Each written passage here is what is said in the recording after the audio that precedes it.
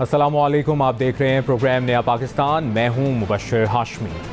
Punjab assembly की 20 नशिस्तों पर ज़िमनी इंतखाबात में शिकस्त के बाद से नून लीग दबाव का शिकार नजर आ रही है। इन इंतखाबात में शिकस्त से नून लीग की न सिर्फ पंजाब में हुकूमत का खात्मा हो गया है, बल्कि मरकज़ में भी नून लीग की इत्तेहादी हुकूमत मुश्किल में है। PTI ने पंजाब में हुकूमत हासिल करने के बाद विफाकी हुकूमत के खात्मे के लिए इत्तेहादी हुकूमत में शामिल छोटी जमातों से राबतों के लिए कमेटी भी तश्कील दे दी है। PTI की जानिब से विफाकी हुकूमत को गिराने की कोशिशों के अलावा नून लीग की अपनी सफ़ों में भी विफाकी हुकूमत पर दो आरा पाई जाती हैं।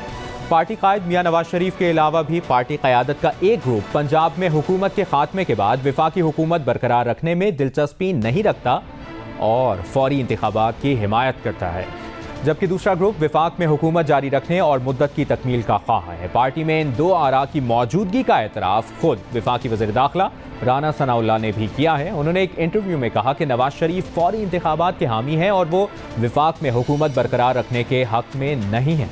मेरा लीडर मियां नवाज शरीफ तो आज भी इस बात पे है, वो कल भी इसी बात पे था, कल से पहले भी इस बात पे था कि जी हमें इलेक्शन की तरफ जो है वो जाना चाहिए। आप अगर इलेक्शन की तरफ जाते हैं तो कहता है कि जी पहले चीफ इलेक्शन कमिश्नर को जो है वो चेंज करें।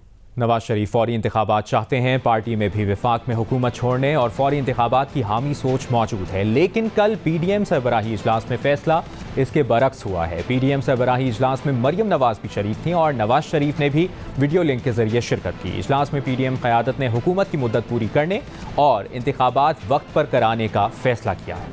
आज के इजलास में इस बात को वाज़ेह कर दिया गया है कि इलेक्शन अपने वक्त पर होंगे, हुकूमत अपना वक्त पूरा करेगी।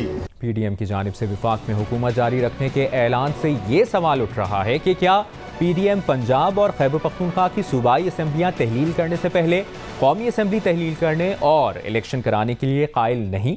और क्या पंजाब और खैबर पख्तूनख्वा असम्बली तहलील कराने की यकीन दहानी पर कौमी असम्बली तहलील करके क़ब्ल अज़ वक्त इंतखाबात कराए जा सकते हैं? PTI के जनरल सेक्रेटरी असद उमर ने कहा है कि पाकिस्तान तहरीक इंसाफ नून लीग को यकीन दहानी कराती है कि नए इंतखाबात के ऐलान की सूरत में पंजाब और खैबर पख्तूनख्वा असम्बलियाँ फौरी तहलील कर दी जाएंगी। मुस्लिम लीग नून जो है उनके पास इख्तियार सिर्फ वाकई में है इस वक्त नेशनल असेंबली डिसॉल्व करने का। वो वजीर आजम का सवाबदीद है, वो एडवाइस दे सकते हैं प्राइम मिनिस्टर प्रेसिडेंट को कि डिसॉल्व कर दी जाए।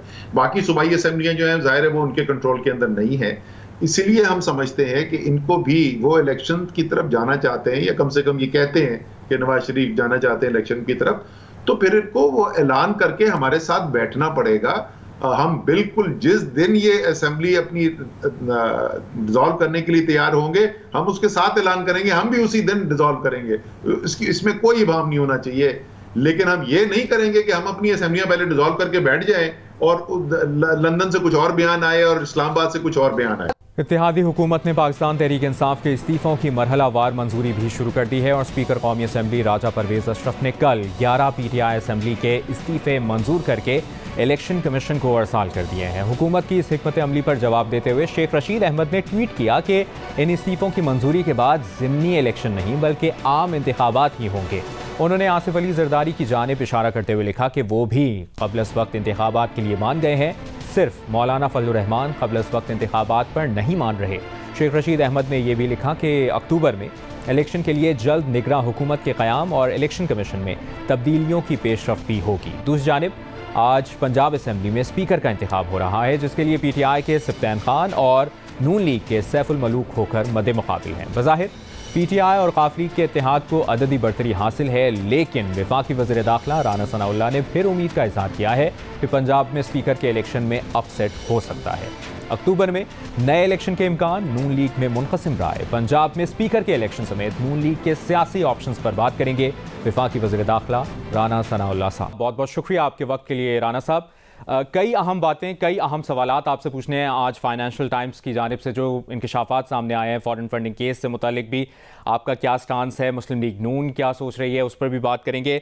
दीगर सवाल आगे चल के करेंगे। सबसे पहले आज जो इंकशाफात सामने आए हैं और फॉरेन फंडिंग केस का ये मामला चल रहा है, फाइनेंशियल टाइम्स ने कई इंकशाफात किए हैं। आपसे ये स्टांस आपका जानना चाहेंगे, मुस्लिम लीग नून क्या सोच रही है इस वक्त? धरने की बात कर रहे हैं आप लोग कि आप लोग भी इलेक्शन कमीशन के सामने धरना दे देंगे। इस धरने का फ़ायदा क्या होगा? ये जो आप दबाव डालेंगे उससे डायरेक्टली इम्पैक्ट किस पर पड़ेगा? देखें, ये मुसल्लमा तौर पे साबितशुदा एक करप्ट इंसान है। जितने इसके फ्रंट मैन हैं वो सब करप्शन करते आ रहे हैं, करते हैं। ये सिर्फ फंड्स लेता है। यानी वो जो नकवी है कराची वाला, उसने आप देखें पूरी दुनिया में फ्रॉड किया है। उसने पूरी दुनिया का वो फ्रॉड किया है। उसका सिफारशी ये है, ये कहता था डीजी बशीर मेमन को कि इसको छोड़ो, इसके ख़िलाफ़ केसेस ख़त्म करो, ये मेरा सबसे बड़ा फंड रेज़र है। यानी वो सारा फ्रॉड का पैसा जो है वो फंड रेजिंग में जो है वो इसका हिस्सा जो है वो इससे मसूल होता था। फॉरेन फंडिंग भी यही चीज़ है। तो हम ये चाहते हैं कि ये चीज़ रिकॉर्ड पे साबित हो गई है। साबित इसको होने में करने में 8 साल लगे हैं। अब 21 जून से फैसला महफूज। तो राणा साहब, आपके ख्याल में आप लोगों ने लिखने में जो है वो 1 महीना तो नहीं लग सकता। आप लोगों ने देर नहीं कर दी? तो ये फैसला अनाउंस किया जाए। धरना देने में देर नहीं कर दी? 8 साल हो गए, कई समातें हुई। नहीं, देखें जब भी कोई जो है वो फैसला, एक ट्रायल है। अब ये ट्रायल में इन्होंने तकरीबन कोई जो है वो 50 के करीब जो है वो जजमेंट्स ली। इन्होंने को 9-10 जो है वो रिटें की। अब ये रिट करते थे, मामला जो है हाई कोर्ट में चला जाता था। वहाँ पे फिर हम क्या धरना देते? इलेक्शन कमीशन के पास एक जवाब मौजूद होता था कि जी ये देखें, ये वो रिट हो गई है, अब उधर तारीख पड़ गई है, अब उधर तारीख पड़ गई है। लेकिन चलें, वो जो भी हुआ, 8 साल लगे। अब वो मामला जो है वो यानी कंक्लूड हो गया। तो अब फैसला लिखने में जो है वो 1 महीना जो है ये नहीं लगना चाहिए था। अगर खिलाफ फैसला आ जाता है तो आपको लगता है कि खान साहब एक्सेप्ट कर लेंगे, या फिर मज़ीद आप लोगों पे ही, मुस्लिम लीग नून पे ही प्रेशर और बढ़ेगा? नहीं, ये तो अपने हक में आया, फैसला एक्सेप्ट नहीं करता। इसका तो माटो ही और है। इसका माटो फितना और फसाद फिल अर्ज़ है। इसने किसी बात के ऊपर नहीं रुकना। ये मेरी बात नोट कर लें। इसके हक में इलेक्शन का रिजल्ट आ जाए तब भी नहीं ठीक, अब खिलाफ आ जाए फिर भी नहीं ठीक। खबरें ऐसी हैं, ज़रा ये बता रहे हैं कि धड़ेबंदी है हुकूमत, यानी अब तो कुछ वज़रा सामने भी आ गए हैं। नवाज शरीफ साहब कहते हैं कि पंजाब में हुकूमत के खात्मे के बाद वफाकी हुकूमत बरकरार रखने में एक ग्रुप है जो दिलचस्पी नहीं रखता, एक ग्रुप कहता है कि हमें कंटिन्यू करने चाहिए, मुद्दत पूरी करनी चाहिए। एक तो क्लियरली स्टांस है क्या मुस्लिम लीग नून का? इस वक्त क्या सोच रही है? पंजाब की हुकूमत जाने के बाद मुस्लिम लीग नून के पास ऑप्शन क्या है, स्ट्रेटजी क्या है? और नवाज शरीफ साहब, पार्टी कायद, मुस्लिम लीग नून के पार्टी कायद, वो खुल के सामने क्यों नहीं आ रहे? ज़राए की जानिब से क्यों कोट हो रहा है उनका बयान? क्योंकि ऐसा लगता है, तजियाकारों की ये राय है कि शायद ये मुस्लिम लीग नून को इस वक्त जितनी नवाज शरीफ साहब की डायरेक्ट इन्वॉल्वमेंट की ज़रूरत है, शायद इससे पहले कभी नहीं थी। फैसला तो लीडर ने करना है या पार्टी ने अक्सरियत राय से करना है। तो इसलिए अगर कोई ये समझता है कि जी राय का इजहार जो है ये धड़ेबंदी है और राय के इजहार की वजह से जो है वो पार्टी में कोई अफरा तफरी है, तो ये बिल्कुल गलत है। ये एक जमहूरी पार्टी है, ये कोई रजमेंट तो नहीं है कि इसमें कोई बंदा बात नहीं कर, सब बात कर सकते हैं। लेकिन जो फैसला आप देखें, अदम एतमाद को पेश करने का फैसला जो है जिस मीटिंग में हुआ, उस मीटिंग में राय सबकी सुनने के बाद ये फैसला मियां नवाज शरीफ ने किया। बिल्कुल गलत है अगर कोई कहे कि जी ये फैसला किसी और ने किया। कोई और फैसला नहीं कर सकता। एक राय ये भी है कि नवाज शरीफ चाहते हैं कि अब हुकूमत का खात्मा कर दिया जाए, इंतखाबात की तरफ बढ़ा जाए। शहबाज शरीफ साहब ये चाह रहे हैं कि मुद्दत पूरी की जाए। तो आप इस चीज़ को कंफर्म कर दें, क्या शरीफ बरादरान दोनों एक पेज पर हैं? जी देखें, एक पेज पे होने की तो बात तब है ना कि अगर मियां शहबाज शरीफ साहब कहें कि जी मेरी ये राय है।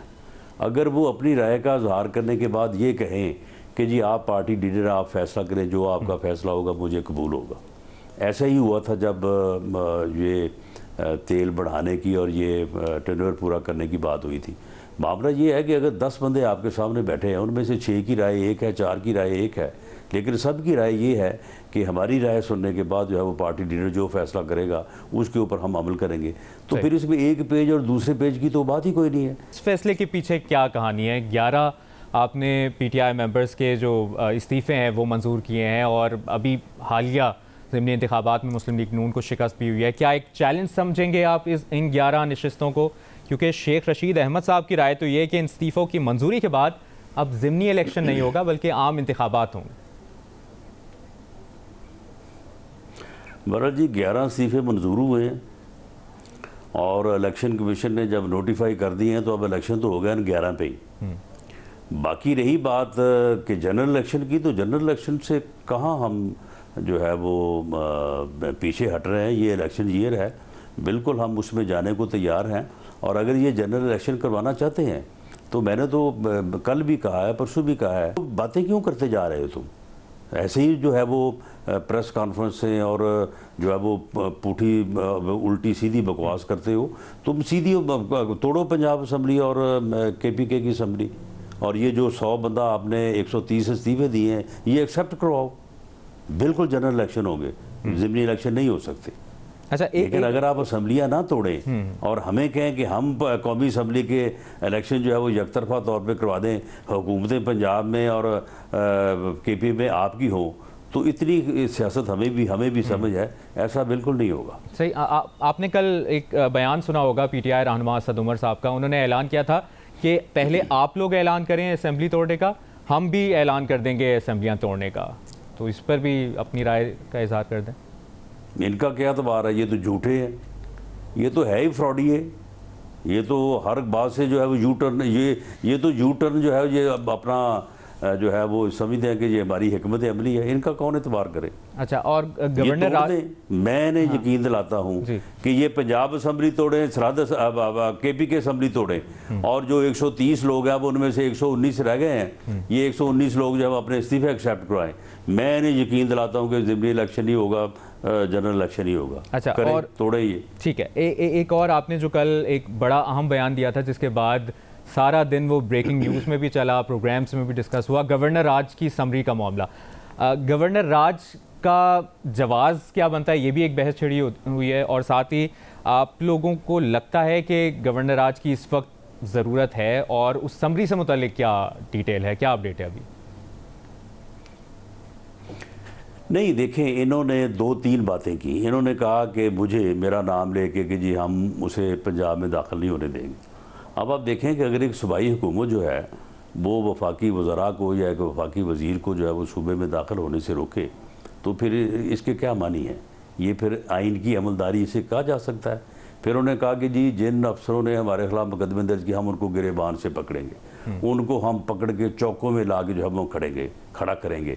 फिर उन्होंने कहा कि IG और चीफ सेक्रेटरी को हम रंदा लगाएंगे, उनको ऐसे कर देंगे, ऐसे कर देंगे। लेकिन रान साहब ये बातें बिल्कुल ठीक आप जिन बयानात का जिक्र पैदा किए तो फिर आइन में जो है वो इसका हल मौजूद है। लेकिन आइन के आर्टिकल 232 में ये लिखा है, आर्टिकल 232 में ये लिखा है कि शदीद एमरजेंसी की सूरत में गवर्नर राज लगाया जा सकता है। लेकिन इस वक्त ऐसी सूरत हाल तो नहीं है कि हंगामी सूरत हाल है और हर हाल में गवर्नर राज लगाना ही पड़ेगा। बेशक अगर उन्होंने आपके बारे में आपके खिलाफ बयान नहीं तो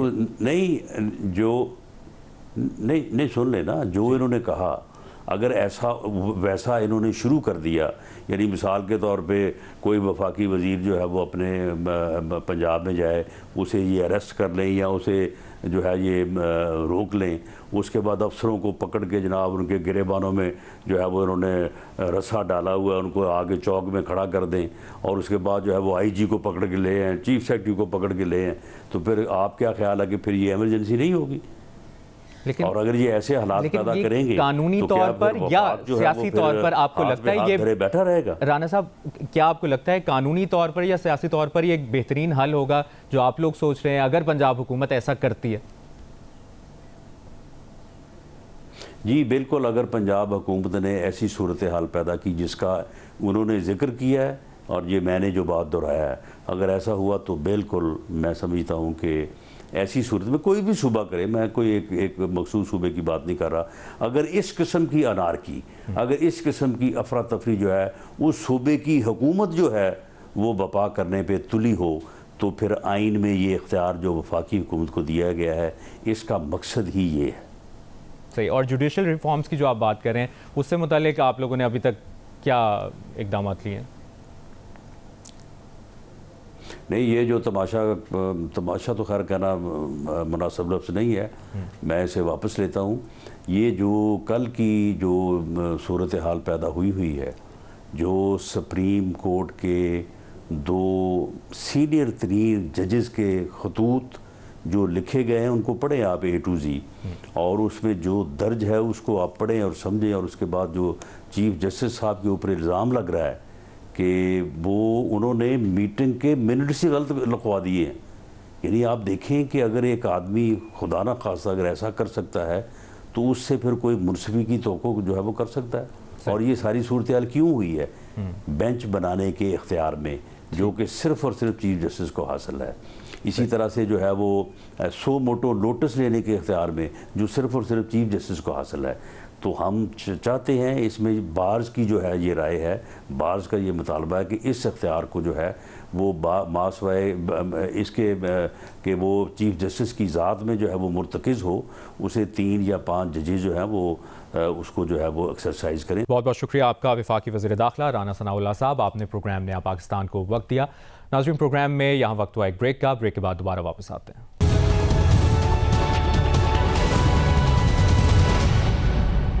ब्रेक के बाद प्रोग्राम में एक बार फिर खुशामदीद। विफाकी हुकूमत और PDM इलेक्शन कमीशन से PTI ममनुआ फंडिंग केस का फैसला जल्द सुनाने का मुसलसल मुतालबा कर रही हैं और जल्द फैसला ना सुनाने की सूरत में इलेक्शन कमीशन के बाहर धरने की धमकी भी दे रहे हैं। तो दूसरी तरफ साबिक वज़ीर आज़म इमरान खान भी इलेक्शन कमीशन पर मुसलसल दबाव बढ़ाते हुए चीफ इलेक्शन कमिश्नर से इस्तीफे का मुतालबा कर रहे हैं। जबकि अब बरतानवी अखबार फाइनेंशियल टाइम्स में इस हवाले से जो नए चौंका देने वाले इंकशाफात सामने आए हैं, इसने PTI की मुबैना बैरूनी और ममनुआ फंडिंग पर मजीद सवालात खड़े कर दिए हैं। अहम बात यह है कि इलेक्शन कमीशन में PTI फंडिंग का केस पिछले तकरीबन 8 साल से जारी है, जब 2014 में पार्टी के बानी रुकन अकबर एस बाबर ने यह केस दायर किया था और अब तक इस केस की 180 से ज्यादा समातें हो चुकी हैं, 60 से ज्यादा एडजर्नमेंट्स हो गई हैं, जबकि PTI कम अज कम 9 बार अपने वकील बदल चुकी है, मगर अभी केस का फैसला सुनाया नहीं गया है। और अब PTI का यह मुतालिबा है कि नून लीग और पीपल्स पार्टी की फंडिंग केस का फैसला भी PTI के केस के साथ सुनाया जाए। अखबार फाइनेंशियल टाइम्स में साइमन क्लार्क की खबर के मुताबिक अबराज ग्रुप के बानी आरिफ नकवी ने इंग्लैंड की काउंटी ऑक्सफोर्डशायर में अपने वोटन पैलेस में क्रिकेट इवेंट्स कराए, जिसमें सैकड़ों बैंकर्स, वुकला और सरमाकारों ने शिरकत की, जबकि इमरान खान को भी एक क्रिकेट मैच में खुसूसी दावत दी गई। रिपोर्ट के मुताबिक इस इवेंट में मेहमानों को 2 से 2,500 पाउंड की अदायगी करने का कहा गया और बताया गया कि ये रकम गैर मुतय्यन फलाही मकासद पर खर्च होगी, मगर हैरान कुन तौर पर इन क्रिकेट मैचेस से हासिल रकम फलाही कामों पर खर्च होने के बजाय पाकिस्तान तहरीके इंसाफ की फंडिंग के लिए इस्तेमाल होती रही। रिपोर्ट में इंकशाफ किया गया कि क्रिकेट मैचेस की फीस वूटन क्रिकेट लिमिटेड को अदा की जाती थी, जो केमन आइलैंड्स में रजिस्टर्ड एक ऑफशोर कंपनी थी, और वूटन क्रिकेट को जिन कंपनियों और अफराद ने लाखों डॉलर्स के फंड्स दिए, इनमें अबूधाबी के शाही खानदान के एक वजीर शेख नहयान मुबारक की 20 लाख पाउंड की रकम भी शामिल है। रिपोर्ट के मुताबिक वूटन क्रिकेट को 14 मार्च 2013 को अबराज इन्वेस्टमेंट से 13 लाख डॉलर मौसूल हुए, जो बराह रास्त PTI के अकाउंट में डाले गए। इसके अलावा अप्रैल 2013 में शेख नहयान मुबारक की जानिब से वूटन क्रिकेट के अकाउंट में 20 लाख डॉलर मुंतकिल किए जाने के 6 दिन बाद 12 लाख डॉलर 2 किस्तों में पाकिस्तान मुंतकिल किए गए। अहम बात यह है कि फाइनेंशियल टाइम्स ने अबराज ग्रुप की ईमेल्स और अंदरूनी दस्तावेजात का भी जायजा लिया है, जिसमें कैश फ्लो के जिम्मेदार अबराज के एक एग्जीक्यूटिव रफीक लाखानी ने आरिफ नकवी को ईमेल में बताया कि शेख के पैसे आ गए हैं और ये तजवीज़ दी कि कराची में तारिक शफी के जाती अकाउंट में 2 एक साथ में रकम मुंतकिल की जाए, जिसके बाद लाहौर में इंसाफ ट्रस्ट के अकाउंट में रकम भेजी जाए, जिस पर आरिफ नकवी ने जवाब दिया कि PTI को 12 लाख डॉलर भेजें और किसी को मत बताइएगा कि फंड्स कहां से आ रहे हैं और कौन हिस्सा डाल रहा है। रफीक लाखानी ने जवाब दिया, जरूर सर। रिपोर्ट के मुताबिक अमराती वजीर शेख नाहियान ने खबर पर रद्द अमल की दरखास्तों का जवाब नहीं दिया, जबकि इमरान खान ने तस्दीक की कि तारिक शफी ने PTI को चंदा दिया, मगर यह जवाब तारिक शफी को दिया है कि उसने ये रकम कहां से हासिल की। इमरान खान ने अबराज वोटन क्रिकेट के जरिए 1.3 मिलियन डॉलर मिलने पर लाइल्मी का इजहार किया और यह भी कहा कि PTI को शेख नाहियान से मिलने वाले फंड्स के बारे में इल्म नहीं। बरतानवी अखबार की जानिब से ये इंकशाफात बहुत अहम है, क्योंकि 5 जनवरी को इलेक्शन कमीशन की स्क्रूटनी कमेटी की रिपोर्ट में यह बात सामने आई थी कि वोटन क्रिकेट लिमिटेड की तरफ से PTI के अकाउंट्स में 21 लाख डॉलर्स की रकम आई थी, मगर इस क्लब का मालिक कौन था और इस क्लब को किन गैर मुल्की शख्सियात ने फंडिंग की, ये इंकशाफात फाइनेंशियल टाइम्स की रिपोर्ट में सामने आए हैं। पीटीआई के मरकजी रहनुमा फवाद चौधरी ने इस खबर पर रद्द-ए-अमल देते हुए कहा है कि आरिफ नकवी की अबराज $14 बिलियन की कंपनी बन चुकी थी। जब भी कोई मुसलमान, खुसूसन पाकिस्तानी मुसलमान का असर नफूज एक हद से ऊपर जाता है, इस्राइली लॉबी को पसंद नहीं आता। सवाल ये है, हम क्यों एक प्रोपेगेंडे का हिस्सा बने जबकि हमें मालूम है इसके पीछे इस्राइली लॉबी है।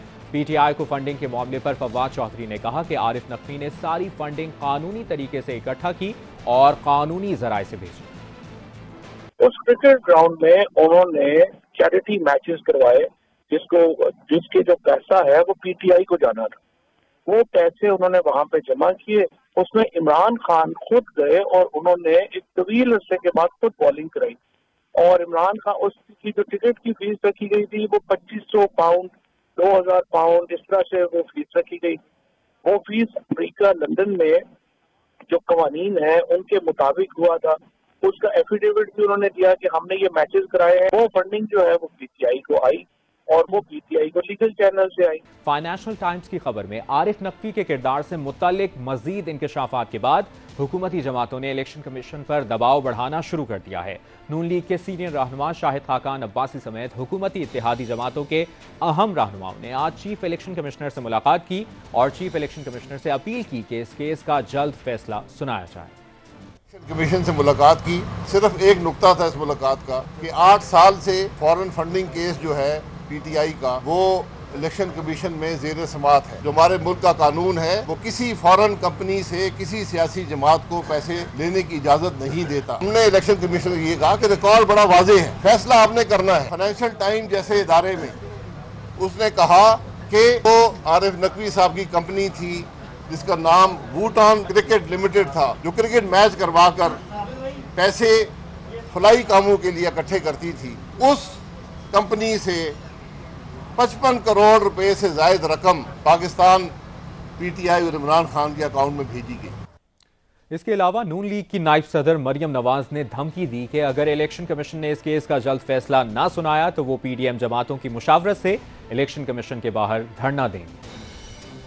फॉरेन फंडिंग केस का फैसला नहीं आता तो फिर तमाम जमातों की मशावरत के साथ हम ईसीबी के सामने धरना देंगे। इन तमाम तर मामलात पर हम बात करेंगे। हमारे साथ मौजूद हैं पीटीआई के बानी रुकन अकबर एस बाबर साहब, जो कि इस केस में दरख्वास्त गुजार भी हैं। सीनियर सहाफ़ी तज़कियाकार हामिद मीर साहब भी हमारे साथ मौजूद हैं। हामिद मीर साहब, आपसे आगाज़ करते हैं, किस तरह से देख रहे हैं आप कानूनी तौर पर ये जो इंकशाफात सामने आए हैं फाइनेंशियल टाइम्स की इस खबर के मुताबिक, कानूनी तौर पर और सियासी तौर पर पीटीआई के लिए कितने नुकसानदेह साबित हो सकते हैं ये इंकशाफात? देखिए, टू बी वेरी फ्रैंक,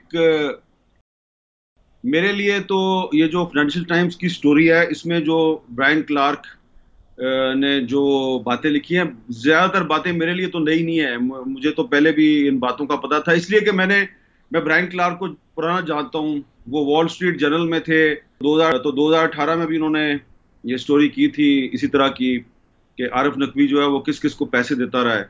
और फिर वो फाइनेंशियल टाइम्स में आ गए। पिछले साल उन्होंने किताब भी लिखी, द की मैन, और वो सिर्फ उन्होंने इमरान खान को टारगेट नहीं किया है, उन्होंने दुनिया के मुख्तलिफ ममालिक में इस तरह के जो फाइनेंशियल स्कैंडल्स हैं, जो फंडिंग करते हैं लोग मुख्तलिफ पॉलिटिशियंस को, उनके बारे में उसने बहुत इन्वेस्टिगेशन किया। और आरिफ नकवी के बारे में वो ये कहता है कि ये बराक ओबामा को भी फंडिंग करता रहा है, ये प्रिंस चार्ल्स को भी फंडिंग करता रहा है।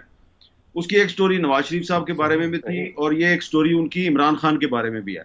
तो अब अगर इमरान खान साहब या उनकी पार्टी के लोग ये कह रहे हैं जी कि ये इसलिए टारगेट किया गया आरिफ नकवी को कि वो एक मुसलमान है और उसने बड़ी अच्छी कंपनी बनाई थी और उसकी कंपनी बड़ी ऊपर जा रही थी, तो आरिफ नकवी साहब जो हैं वो उन्होंने सिर्फ इमरान खान को पैसे नहीं दिए, वो बराक ओबामा की भी फंडिंग करते रहे हैं। प्रिंस चार्ल्स के हवाले से भी क्लार्क साहब जो उन्होंने उनके बारे में बड़ी बातें लिखी हैं। तो इसमें जो असल चीज़ है वो ये है कि जो आरिफ नकवी साहब ने इलेक्शन कमीशन ऑफ पाकिस्तान को एक एफिडेविट भेजा था, जो एक बड़ा मशकूक सा एफिडेविट है क्योंकि उस पर उनके दस्तखत नहीं है, उस पर तारीख भी नहीं है। मैंने उस एफिडेविट की एक कॉपी भी देखी है। तो उसमें उन्होंने कहा था कि हाँ जी, मैंने कुछ पैसे भिजवाए हैं पाकिस्तान तहरीक इंसाफ को, लेकिन ये पैसे वो हैं जो मैंने यूके में पाकिस्तानियों से इकट्ठे किए। लेकिन ये जो फाइनेंशियल टाइम्स की स्टोरी है ये बेस कर रही है वुटान क्रिकेट क्लब की जो बैंक अकाउंट्स की डिटेल्स हैं, और इसके अलावा कुछ ईमेल्स हैं अबराज ग्रुप और वुटान क्लब के दरमियान, इनके ऑफिशियल्स के दरमियान जो ईमेल्स का तबादला हुआ है, ये वो चीजें हैं।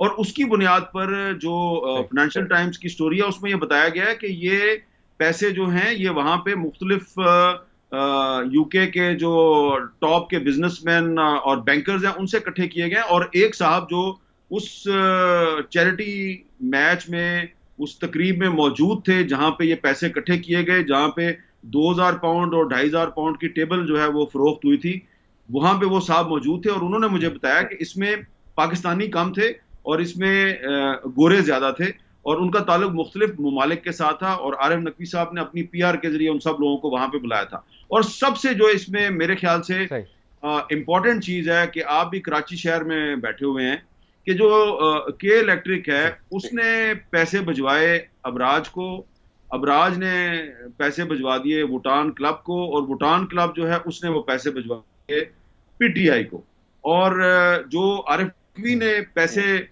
डिक्लेयर किए हैं इलेक्शन कमीशन ऑफ पाकिस्तान को कि ये मैंने 1.12 बिलियन पैसे दिए हैं। बिल्कुल मीर साहब, इस पे जो PTI का रद्द-ए-अमल सामने आया है उस पर भी आपका एनालिसिस जरूर जानेंगे। अकबर एस बाबर साहब से भी जानना चाहूंगा मैं। अकबर एस बाबर साहब, आपको क्या लगता है इन इंकशाफात के सामने आने के बाद, जो फाइनेंशियल टाइम्स में अखबार में रिपोर्ट सामने आई है, आपका केस कितना मजबूत हुआ है, आपको क्या लगता है, और कानूनी तौर पर PTI के लिए ये केस कितना कमजोर हुआ है? देखिए, मैं पहले दिन से ये दावा कर रहा था, और फिर स्क्रूटनी कमेटी की रिपोर्ट में और फिर स्टेट बैंक के जरिए जो दस्तावेजात आए उनमें उन तमाम इल्जामात की तस्दीक हो गई। वो क्या कि गैर मुल्कियों ने फंडिंग की है PTI की, जो कि गैर कानूनी है, और वो पार्टी जिसकी इवन पोर्शन ऑफ फंड अगर कोई गैर मुल्की शहरी करता है तो वो फॉरेन एडेड पार्टी की कैटेगरी में चली जाती है, कानून में लिखा हुआ है। तो जब 88 जो गैर मुल्कियों की निशानदेही हुई है, भारतीय शहरी भी उसमें शामिल हैं, एक रोमेटा शेट्टी साहिबा हैं, उन्होंने भी फंडिंग की है, और भी हैं, और मुल्कों के शहरी भी हैं, फिर 350 गैर मुल्की कंपनियों ने फंडिंग की है। और फिर ये जो वुटन है या एक स्विट्जरलैंड की कंपनी है ट्रस्टीज की, उसकी तरफ से $1,00,000 आए, वुटन की तरफ से $2.1 मिलियन आया, ये इनकी अकाउंट से डायरेक्टली PTI के अकाउंट में आया। कानून सबसे पहले तो ये देखता ही नहीं है, पूछता ही नहीं है कि कंपनी के पीछे कौन है, वो सीधा कहता है कि सिर्फ एक पाकिस्तानी अपनी जाती हैसियत में किसी सियासी जमात की जिस हद तक चाहे फंडिंग कर सकता है। अगर कोई पाकिस्तानी कंपनी भी करती है, पाकिस्तान में रजिस्टर्ड है, वो भी गैर कानूनी है, वो भी ममनू है। अगर पाकिस्तानी NGO करती है, वो भी गैर कानूनी है, वो भी पैसे जो है उसके इलीगल फंडिंग में शामिल होते हैं। अब यहाँ जो ये जो फाइनेंशियल टाइम्स की स्टोरी है, इससे मामला दो तई बहुत संगीन हो जाता है। एक, इन्होंने जो दावा किया आरिफ नकवी के सर्टिफिकेट से कि ये जो तमाम पैसा था जो वुटन के जरिए ट्रांसफर हुआ, ये पाकिस्तानियों का पैसा था, जबकि फाइनेंशियल टाइम्स की जो स्टोरी है जिसमें जो साइमन क्लार्क जो बहुत बड़े हाई स्टैंडर्ड्स के इन्वेस्टिगेटिव जर्नलिस्ट हैं, उन्होंने ये दावा किया कि उनके पास बैंक स्टेटमेंट्स हैं, उनके पास ईमेल्स हैं, उनके पास ये है कि ये पैसा अबराज की कंपनी के जरिए वुटन में है जो आगे PTI को दिया गया। ये पैसा एक अरब शेख की तरफ से आया गया जो $2 मिलियन थे, जो एक इंसाफ ट्रस्ट के जरिए गया PTI में और वुटन के जरिए PTI में गया।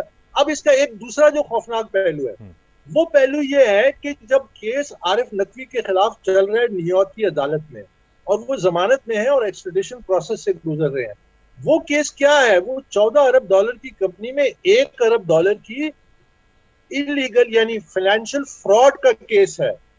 अब वो पैसा जो अबराज फाइनेंशियल फ्रॉड का है, उनके सीनियर पार्टनर्स 2 ऑलरेडी वादा माफ गवाह बन चुके हैं, जिनका एक का रेफरेंस आर्टिकल में भी है।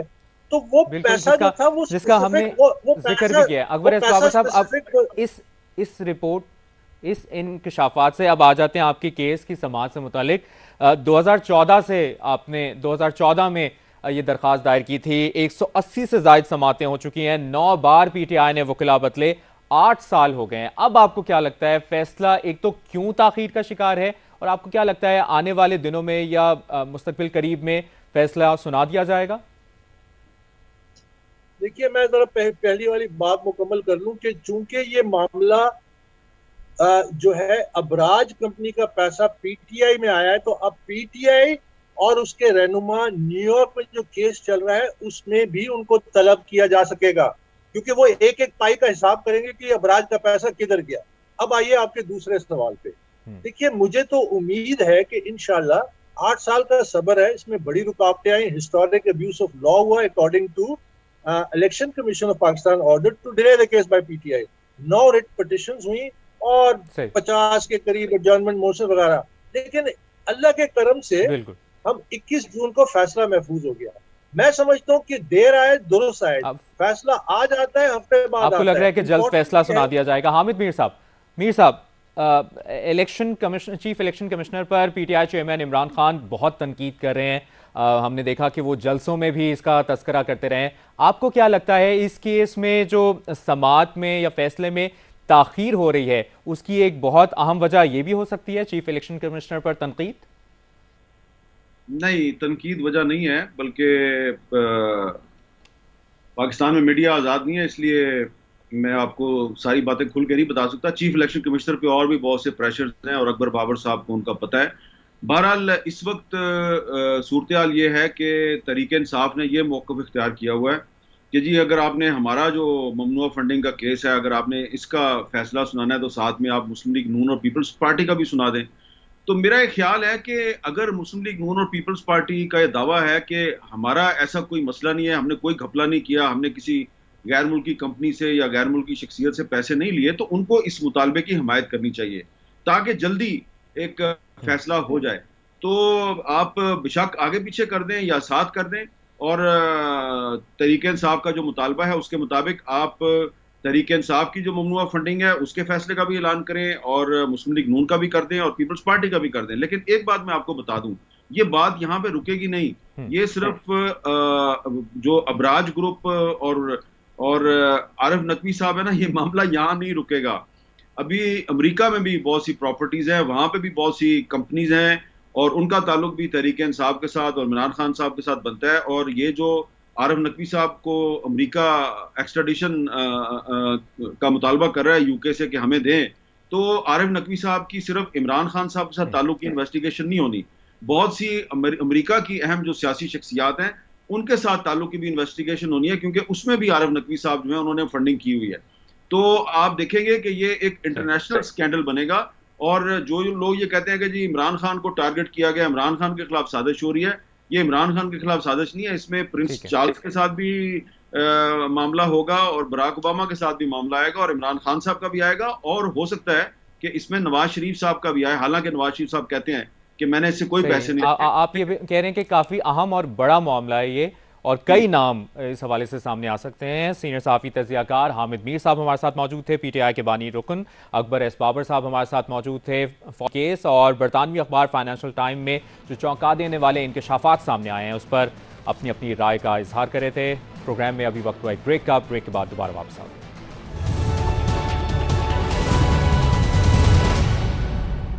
पाकिस्तान और IMF के दरमियान स्टाफ लेवल मुआहदे को 2 हफ्ते से ज़ायद वक्त हो चुका है, लेकिन IMF बोर्ड की मंजूरी में ताख़ीर की वजह से मुआशी गैर यकीनी की फ़ज़ा बढ़ती जा रही है। आज इंटरबैंक में डॉलर की कदर में 57 पैसे की कमी तो देखी गई, मगर डॉलर एक हफ्ते में 12 रुपये बढ़कर 228 से 240 रुपये तक पहुँच गया है, जबकि ओपन मार्केट में आज डॉलर 248 से 250 रुपये में फ़रोख्त हुआ। तशवीश की बात यह है कि मुल्क में ज़र मुबादला के ज़खायर 8.5 अरब डॉलर के रह गए हैं, जिसका बराह रास्त असर रुपए की कदर और बैंकों की जानिब से LCs खुलने में रुकावटों की सूरत में नजर आ रहा है। और इस मुआशी गैर यकीनी के नतीजे में मूडीज़ और फिच के बाद बैनुल अक़वामी रेटिंग एजेंसी ने भी कल पाकिस्तान की रेटिंग मुस्तहकम से मनफी कर दी है। मुल्क पर मुआशी बहरान के साए मंडला रहे हैं और इस बहरान से निमटने के लिए आज एक अहम खबर सामने आई है। जापानी अखबार निकी एशिया में शाये वजाहत एस खान की खबर के मुताबिक army chief general Qamar Javed Bajwa ने अमरीका से पाकिस्तान के लिए IMF के कर्ज की रकम जल्द जारी करने के लिए फंड पर दबाव डालने की दरखास्त की है। खबर में ज़राए के हवाले से दावा किया गया है कि आर्मी चीफ ने अमरीकी नायब वज़ीर ख़ारजा वेंडी शर्मन से टेलीफोन पर गुफ्तगू की, जिसमें उन्होंने दरखास्त की कि व्हाइट हाउस और महकमा ख़जाना IMF पर पाकिस्तान के लिए तकरीबन $1 अरब 20 करोड़ की फौरी फराहमी के लिए दबाव डाले। क्योंकि एशिया की ये खबर बहुत अहम है कि आर्मी चीफ ने मुल्क की मौशी सूरत हाल की संगीनी को देखते हुए खुद अमरीका से अपील की है, जबकि खबर में ही इस बात का जिक्र भी किया गया है कि रवा माह सीनियर सिविल हुक्काम और अमरीकी हुक्काम के दरमियान मुख्तलिफ मुलाकातें हो चुकी हैं, मगर ये मुलाकातें नतीजा खेज साबित नहीं हुई। अब देखना होगा कि आर्मी चीफ की इस कोशिश के बाद क्या IMF अगस्त के आखिरी हफ्ते के बजाय जल्द कर्ज की रकम जारी करने का फैसला करता है या नहीं। आर्मी चीफ के अमरीकी नायब वज़ीर ख़ारजा से राब्ते की खबर के अलावा आज वज़ीर ख़जाना मिफ्ता इस्माइल ने भी अमरीकी सफ़ीर डोनाल्ड ब्लूम से मुलाकात की है, जिसमें दो तरफ़ा तिजारत बढ़ाने और अमरीकी सरमाकारी समेत मुख्तलिफ मामलात पर बात हुई। पाकिस्तानी और अमरीकी हुक्काम के दरमियान ये राब्ते IMF बहाली में कितने मददगार साबित हो सकते हैं, इन मामलात पर बात करने के लिए हमारे साथ मौजूद हैं माहिर मौशियात डॉक्टर खाकान नजीब साहब। उनसे बात करेंगे। डॉक्टर साहब, शुक्रिया आपके वक्त के लिए। किस तरह से देख रहे हैं इस अहम डेवलपमेंट को? आर्मी चीफ की जानिब से ये दरख्वास्त की गई है और जो मुल्क के मौशी सूरत हाल है, डॉलर का रेट हो या पेट्रोलियम की मसनूआत की कीमतों की बात की जाए, जो सिचुएशन इस वक्त है तो बड़ी गंभीर सूरत हाल है कि इस्टेब्लिशमेंट को अपना रोल प्ले करना पड़ा है मौशी सूरत हाल के लिए। बिस्मिल्लाहिर्रहमानिर्रहीम, it's always a pleasure to be on Geo TV. देखें, मैं बहुत अरसे से ये कह रहा हूँ कि जो ग्लोबल चैलेंजेस और अनसर्टनिटीज़ हैं और जो डोमेस्टिक चैलेंजेस और अनसर्टनिटीज़ हैं, ये हमें सिर्फ एक तरफ लेकर जाती हैं और वो राह है IMF की। और ये मैं क्यों कह रहा हूँ, क्योंकि कोई भी दुनिया की मईशत जब डिस्ट्रेस में होती है तो हम उसको यही मशवरा देते हैं कि आप IMF को एज एन एंकर यूज करें। आप ये देखिए कि बांग्लादेश की मईशत, जिसके पास वाफिर मिकदार में इस वक्त भी FX रिजर्व्स मौजूद हैं, उन्होंने भी $4.5 अरब की IMF से सिफारिश की है कि आप ये रकम हमें मुहैया कीजिए, ताकि दुनिया को पता लगे कि हम रिफॉर्म्स के पार्ट को फॉलो करना चाहते हैं और हम इंश्योर करना चाहते हैं कि कोई भी ऐसी चीज ना हो जिससे मईशत में इशू आए। पाकिस्तान पिछले कई माह से ये कोशिश कर रहा है कि 7वां रिव्यू जो है वो कंप्लीट हो जाए। फिर गवर्नमेंट का चेंज हुआ और एक नई गवर्नमेंट आई, उसने भी वॉशिंगटन में बात की, फिर दोहा में भी बातचीत हुई और फिर बजट आया, फिर उसका रिव्यू हुआ। तो अब जाकर हमें 7वां और 8वां रिव्यू जो है वो इकट्ठे करना पड़ा और फिर हमें एक स्टाफ लेवल एग्रीमेंट जो है हमने रीच किया। पर उसके बाद भी अनसर्टेनिटीज जो हैं वो खत्म नहीं हुई। वो क्यों नहीं खत्म हुई? क्योंकि उसमें कई प्रायर एक्शंस थे जो हमें कंप्लीट करने थे। हमने अभी हाल ही में 26 जुलाई को बिजली की कीमत ₹3.5 की तब्दीली के साथ, जो कि हमें नेपरा ने कही थी और IMF ने उस पर यह गुजारिश की आपसे कि जो नेपरा ने आपको कहा है उसको प्लीज इंप्लीमेंट कीजिए, तो हमने उसको इंप्लीमेंट किया। ये बात मैं इसलिए कहता हूं कि पाकिस्तान में बिजली का तायुन जो है वो नेपरा करती है और IMF जरूर ये कहता है कि लाइक अ गुड समैरिटन आप इसको अप्लाई कर दें। उसके बाद भी अभी कुछ चीजें मेरे ख्याल में हमने कर ली थी, बट PDL बाकी था, वो हम 1 अगस्त को करेंगे।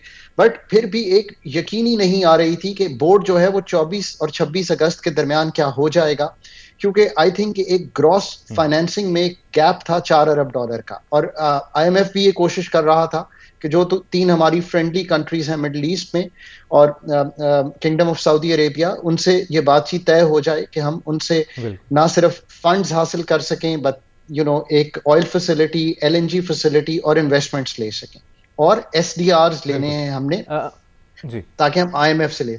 इसमें आई थिंक नजीब साहब, डॉलर तकरीबन 250 तक पहुंचने वाला है। डॉलर की सिचुएशन सबके सामने है। क्या करना पड़ेगा हमें? क्या अमली इक़दाम करने पड़ेंगे? डॉलर के इनफ्लो पर कौन कौन से अहम ममालिक, कौन कौन से दोस्त ममालिक हमारी हेल्प कर सकते हैं? 3 ममालिक तो आपके सामने हैं। UAE से इन्वेस्टमेंट लें, जो आपके किंगडम ऑफ सऊदी अरेबिया है उससे अगर ऑयल फैसिलिटी प्लस SDRs मिल रहे हैं, कतर से LNG अगर आपको मिल सकती है, चाइनीज को और अप्रोच किया जा सकता है। ये तो हो गए आपके दोस्त ममालिक। मल्टीलैटरल से फाइनेंसिंग, जैसे मैंने कहा, प्रोजेक्ट की लें, और तीसरा IMF से प्रोग्राम में रहें ताकि जो बाकी $3-4 अरब हैं वो अगले साल में वहां से भी आ सके। इन सब को पुट टुगेदर करें, बट दूसरी साइड को गौर से देखें। और दूसरी साइड आपकी ये है कि आपका जो एक्सपेंडिचर साइड है उसको जो डॉलर का एक्सपेंडिचर है कंट्रोल करने के लिए मुल्क में कंजर्वेशन करें। LNG की स्पॉट बाइंग बिल्कुल मत करें। जो डीजल और पेट्रोल की कीमत है उसको जो इंटरनेशनल है पास थ्रू करें ताकि उसकी खपत मुल्क में कम हो, और इंश्योर करें कि आप अगर 5 से भी कम दिनों पे काम कर सकते हैं तो जरूर करें। वर्क फ्रॉम होम करें, एक दिन पेट्रोल स्टेशंस को बंद करें, 5 से 6 घंटे की लोड शेडिंग मुल्क में रखें, इंडस्ट्री को पूरी बिजली दें। ये देखें प्लीज, हम समझना चाहिए we are at a high risk globally. ये मैं पाकिस्तान को एडवाइस नहीं कर रहा, conservation is the energy policy of every country today. बहुत इंपॉर्टेंट बात की आपने कि डॉलर की इनफ्लो पर भी बात करनी होगी और तमाम स्टेक होल्डर्स जो है उनको अपना किरदार अदा करना होगा। पॉलिटिकल पार्टीज को एक पेज पर आना होगा और बड़े फैसले करने होंगे। पाकिस्तानी और अमरीकी हुकाम के दरमियान ये राब्ते IMF प्रोग्राम की बहाली में यकीनी तौर पर मददगार साबित हो सकते हैं। डॉक्टर खाकान नजीब साहब, मुआशी तजियाकार हमारे साथ मौजूद थे। आपके वक्त का बहुत बहुत शुक्रिया। नाज़रीन, प्रोग्राम नया पाकिस्तान से फिलहाल इतना ही। अपना बहुत ख्याल रखिएगा। अल्लाह हाफ़िज़।